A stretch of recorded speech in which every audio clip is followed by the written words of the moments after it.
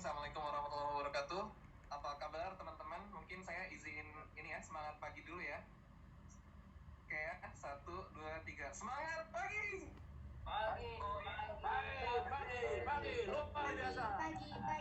Oke, ini ya, saya lupa tadi teman-teman masih mute ya, tapi nggak apa-apa. Oke, teman-teman, jadi beberapa sekitar seminggu yang lalu ya, Mas Fajar tuh ngontak saya, Mas, saya butuh speaker nih yang bisa sharing tentang journey innovation journey gitu ya, tentang customer validation.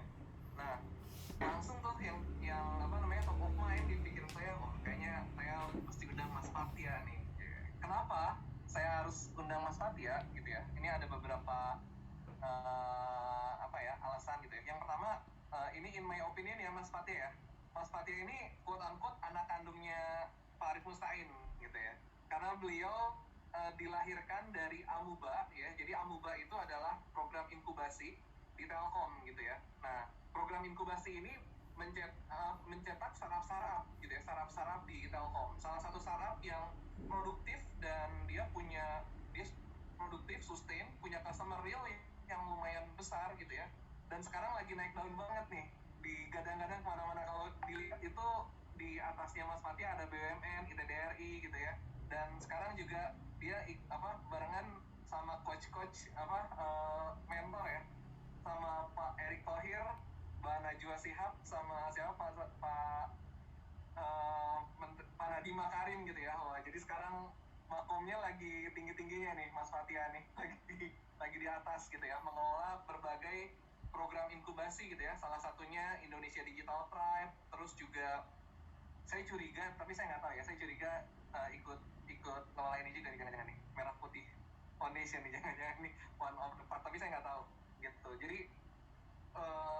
dan di situ Mas Fatia itu berperan Mas Fatia kan tadi ya, dia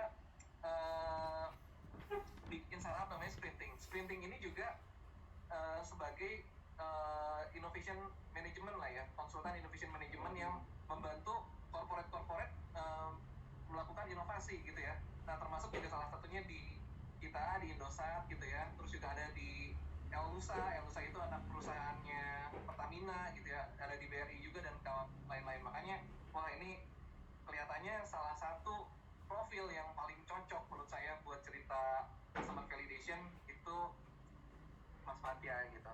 Apa kabar Mas Fatia? Baik, Pak Jaka, alhamdulillah. Baik. Oke, mungkin kita diskusi aja ya sekarang ya. Oke, Mas Fatia mungkin bisa ceritain Mas Fatia, sprinting itu apa sih, dan ya apa sih sprinting itu Mas Fatia? Siap, Pak Jaka. Ini aku ada slide dikit, boleh kali ya? Mungkin perkenalan aja. Boleh banget.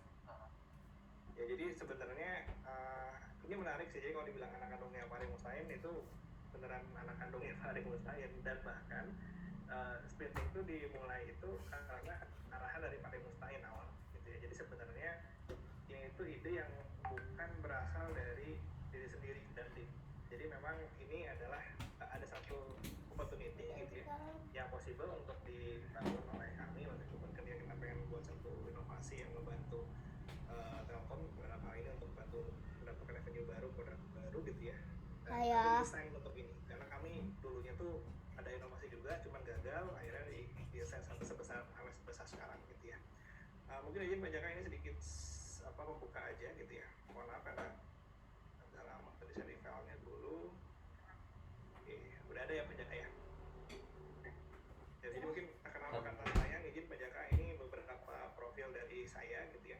Jadi memang tadi di Canvas dan lain-lain, jujur kalau saya sangat menikmati di Canvas gitu ya, sampai belajar sama yang buatnya langsung gitu, dan nikmat banget dan simpel banget gitu ya. Dan memang sekarang jadi inovator di Telkom dan banyak bantu proyek-proyek inovasi di BUMN dan juga di perusahaan-perusahaan gitu ya.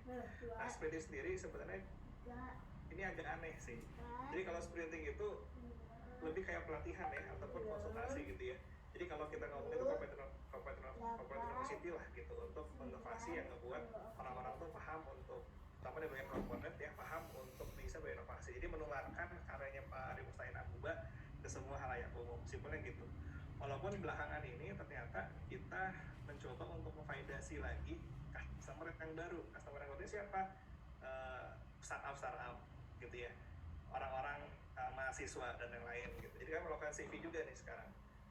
Kebetulan kita bantu kampus Merdeka waktu itu sama teman-teman Amati Indonesia, bisa nggak sih framework yang corporate ini gitu ya ternyata fit untuk teman-teman mahasiswa gitu ya, ternyata alhamdulillah gitu. Terus kita coba ke Indonesia Development Lab, bisa nggak sih ini di startup, ternyata bisa juga, dan ternyata dibutuhkan gitu, they need this solution, jadi memang valid masalahnya ada, sehingga sprinting bisa masuk. Mungkin itu kali sedikit tambahan mungkin banyak kan. Oke, thank you Mas Fatia.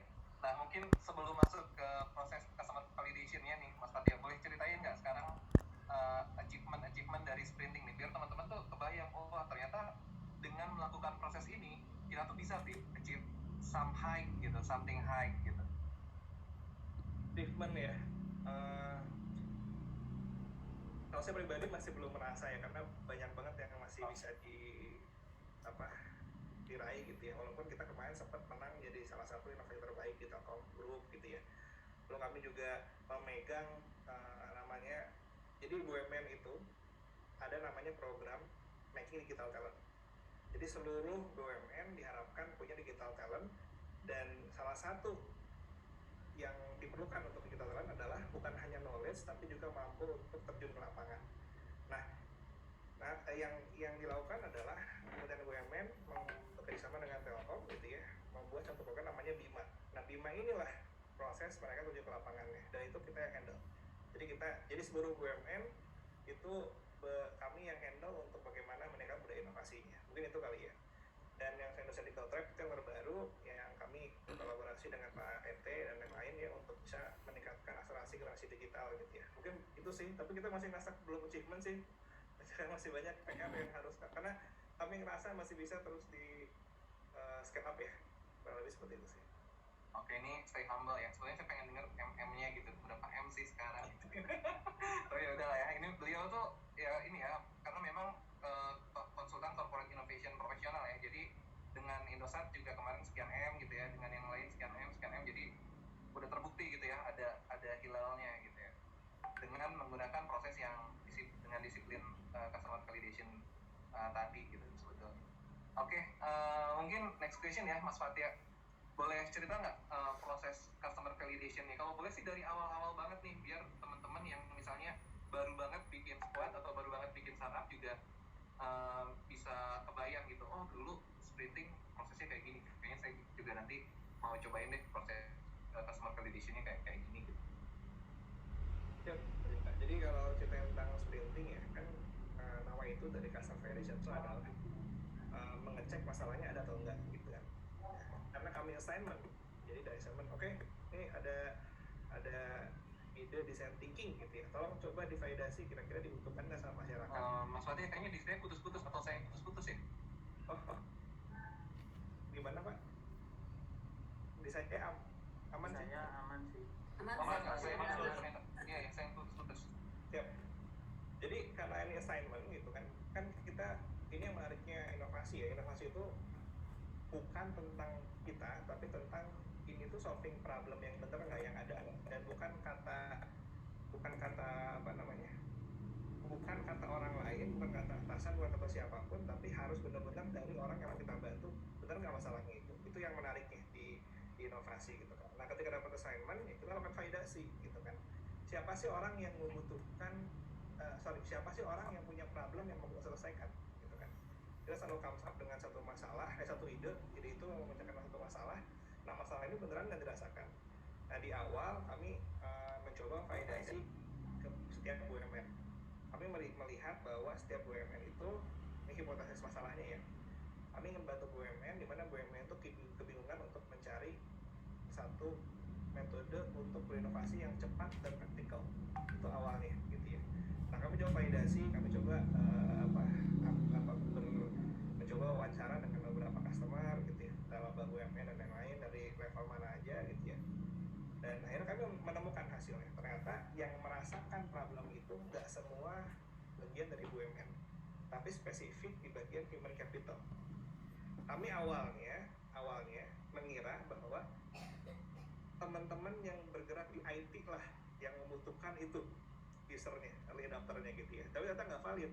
IT itu lebih ke supporting ternyata, Pas kita cek ternyata yang lebih merasakan problem yang mau kita selesaikan adalah dari human capital.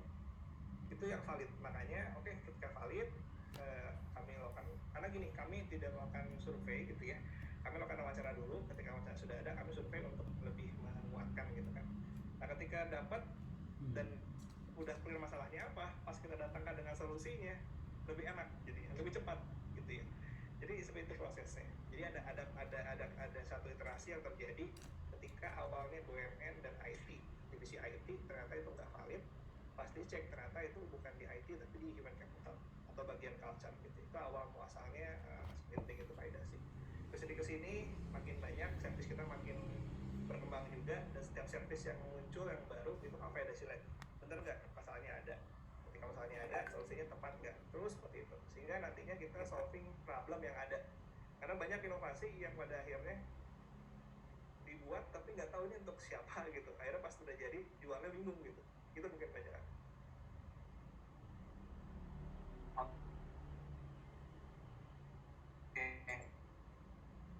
Berarti di awal melakukan ini ya, validasi ke BUMN gitu ya Mas Pat ya? Betul. Karena yang kedua sama segmennya BUMN tuh. Nah itu gimana Mas Pat ya? Ceritanya dulu ngehubungin, habis itu dapat kontak person, habis itu bertanya pertanyaannya tuh model-model seperti apa sih Mas Pat ya, kalau misalnya boleh diceritain sedikit? Ya, jadi pertama kan cari kontak gitu ya.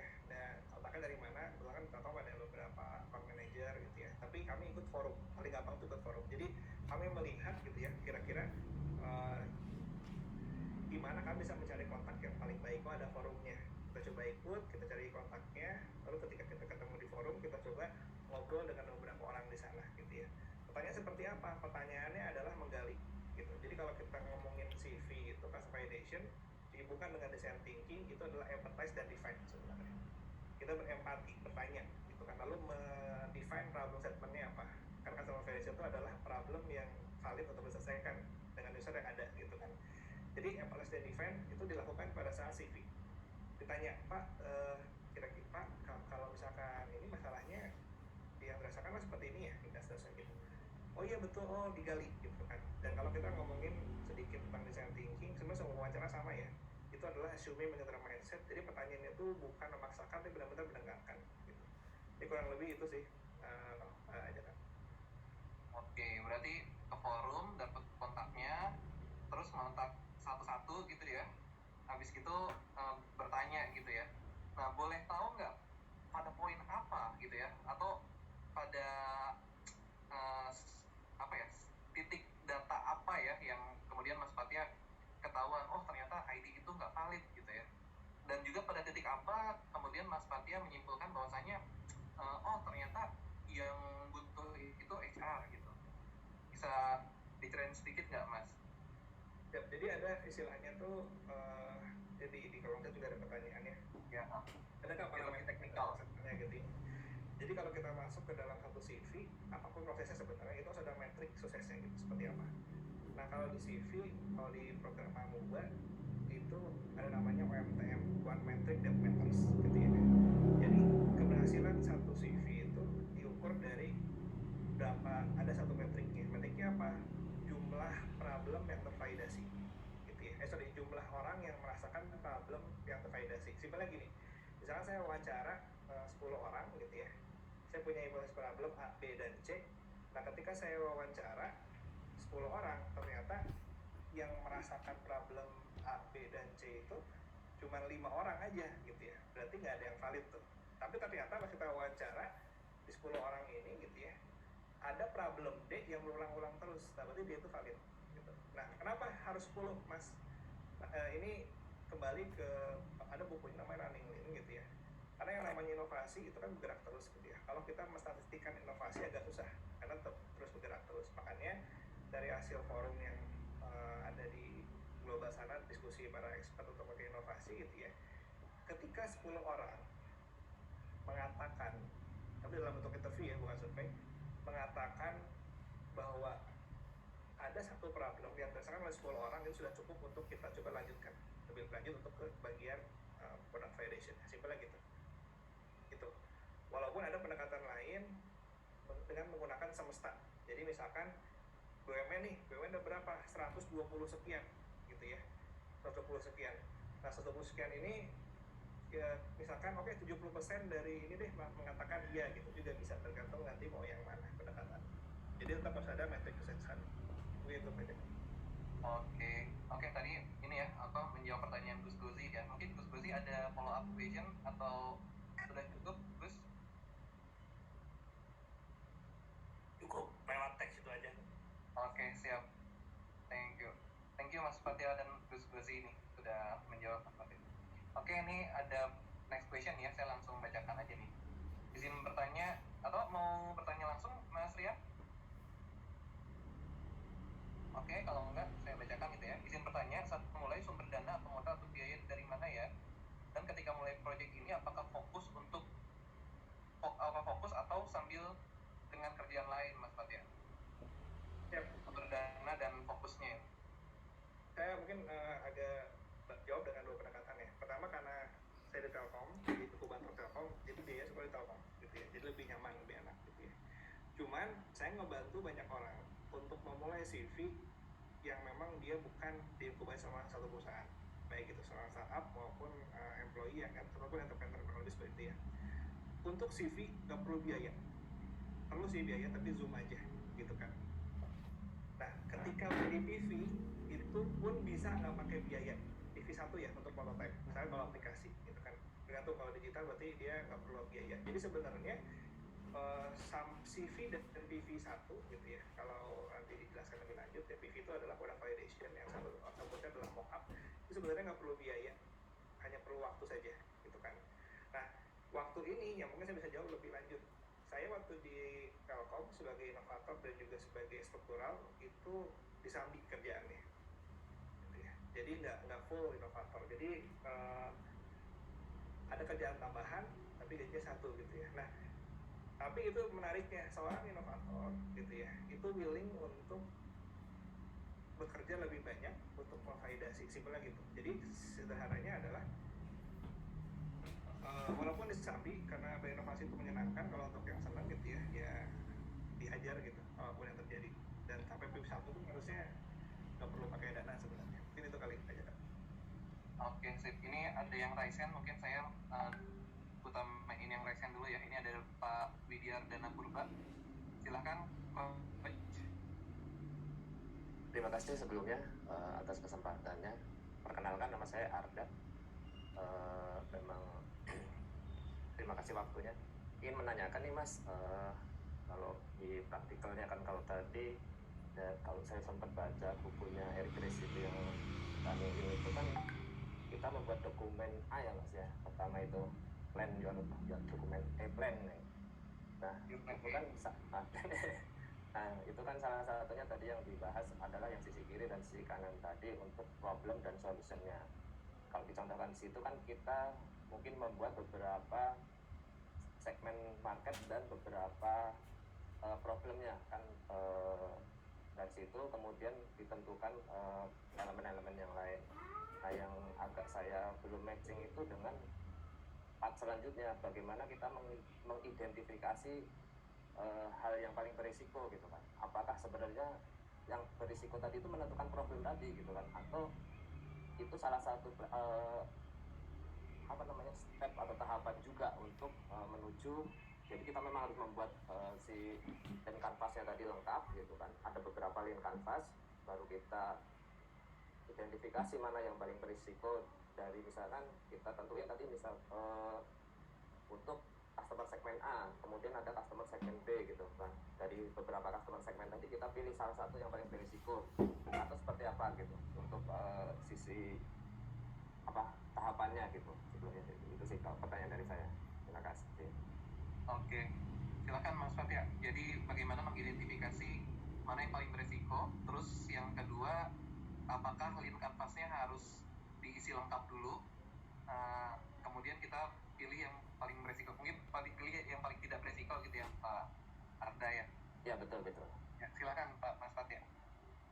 Ya, mungkin kalau ini bukan Eric Ries ya, saya Asmauria ya kalau line canvas ya, running line. Sebenarnya kan mendokumentasikannya. Dokumentasi dalam bentuk dokumen yang mudah, one page business plan yang mudah untuk kita iterasikan, sebenarnya seperti itu. Nah, sebagai contoh sederhana, kalau kita punya ide, masukin dulu semuanya di sana, gitu ya. Tapi clear banget ya, kalau dari Asmaulia itu jangan habiskan waktu untuk menyelesaikan masalah yang tidak ada. Bayang ya, jadi risiko terbesar itu di situ. Makanya kalau Bapak Ibu bisa searching di Cardinal Stack ataupun yang lainnya, ada istilah namanya linear canvas. Ya, saya coba share sedikit aja. Ini materi yang saya skip aja deh. Linear canvas itu sebenarnya adalah dua problem ini doang, dua blok ini doang. Linear canvas gitu. Jadi benar hanya dua saja. Kenapa? Karena risiko terbesarnya adalah we are solving problem yang nggak ada gitu. Ngapain buang waktu gitu kan? Sudah terlalu sedikit waktu kita untuk bisa menang. Makanya jadi kalau Asmaulia bilang linear canvas. Nah, ketika dua-duanya, makanya ketika mau diisi semua mah enggak gitu ya. Tapi ketika diisi harus divalidasi, dan yang divalidasi duluan adalah problemnya ada atau tidak. Makanya linear canvas. Nah, kalau mau lebih dalam lagi, bagaimana kita melihat resiko-resiko di dalam satu linear canvas itu ada. Jadi ini ada P, ada M, ada C, ada M juga gitu ya. Ini ada product risk, customer risk, market risk. Jadi di sini akan di linear canvas itu kita bisa melihat gitu ya. Contohnya di sini unfair advantage gitu ya. Ini market risk. Unfair advantage itu adalah satu blok yang menceritakan bahwa apakah kita itu punya satu unfair advantage yang memang sulit untuk diduplikasi sama orang lain. Ini market risk loh. Kenapa market risk? Karena ketika ternyata mudah, wah usaha kita bertahun-tahun jadinya hilang tuh. Jadi mudah dihituin gitu ya. Itu kalau mau lebih kesana bisa detail lebih lanjut. Cuman cara pengisiannya gimana? Dokumentasikan semuanya boleh gitu ya. Tapi divalidasi duluan adalah yang problem dan customer segment, dua canvas. Makanya kalau lihat di stack namanya linear canvas itu cuma dua gitu. Jadi dihilangin dulu ini dulu. Kenapa? Ini adalah risiko terbesar. Cuma solving problem yang nggak ada gitu. Nah, lebih seperti itu. Nah, ketika sudah valid boleh dibuka lagi. Yang udah seperti isi bisa dicek masih relevan nggak. Tapi divalidasi juga semuanya. Nah, lebih seperti itu. Itu sih mungkin. Ya itu ya. Makanya Asmaulia bikin baju hitam ya, yang lainnya warna putih, yang dua blok itu merah. Iya. Terus tulisannya love problem gitu ya. Terus seru banget. Oke, ini ya. Mohon maaf nih Mas Dana, nggak ada follow up question ya karena waktunya udah habis. Mungkin pertanyaan terakhir dari Mas Randi, silakan Mas Randi. Ya, baik, makasih banyak Mas Jaka, Mas Fatia izin bertanya nih. Sebenarnya saya pengen dapat view dari Mas Fatia sih ya, dapat insight yang dari Mas Fatia. Belum lama saya dengar podcastnya Dr. Indrawan terkait inovasi, yang mana yang saya tertarik itu sebenarnya inovasi itu kalau kata beliau gitu ya, itu nggak semata-mata bicara tentang teknologi atau digital, tapi sebenarnya itu bicara dari sisi human-nya, balik lagi ke human-nya. Dan tadi juga sebenarnya Mas Sate juga di-mention bahwa ketika bikin itu ada ngomong-ngomong terkait HR-nya gitu ya, berawal dari situnya juga gitu. Nah, yang mau ingin saya tanyakan nih buat Mas Satya yang pertama, dalam pandangan Mas Satya sebenarnya inovasi kemudian startup yang saat ini kan juga sedang marak ya, dan saya yakin juga anak-anak muda saat ini counternya juga ke arah sana ya, gak cuma bekerja tapi bagaimana bisa membuat suatu solusi menyelesaikan permasalahan yang ada di Indonesia. Nah, apakah ini harus memulai dari awalnya itu partnya itu dari sisi teknologinya, digitalnya, atau ada insight lain nih dari Mas Fatia? Apakah dari mindsetnya mungkin atau dari prosesnya? Ketika itu bisa dilakukan, maka ya itu bisa dikatakan sebagai sebuah startup gitu ya. Karena kalau saya pribadi itu mindsetnya ya ngomong startup itu atau inovasi itu ya harus ada digitalnya gitu ya, atau harus ada teknologinya. Nah, kalau dari Mas Fatia sendiri gimana nih memandang startup kemudian inovasi itu? Apakah ada hal yang bisa Mas Fatia share yang buat saya mungkin di kesempatan kali ini? Itu sih. Siap. Seneng ya. Startup tuh film yang bagus, bukan yang pendek itu. Siap. Yang kenalan Korea maksudnya.